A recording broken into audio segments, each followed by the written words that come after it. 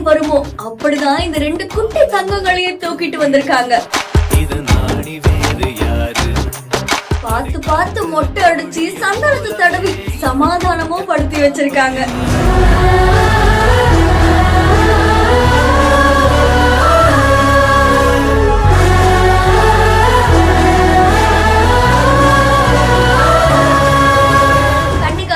அவங்களுடைய இன்ஸ்டாகிராம் பேஜ்ல வீடியோ ஒண்ணு பதிவு பண்ணிருக்காங்க.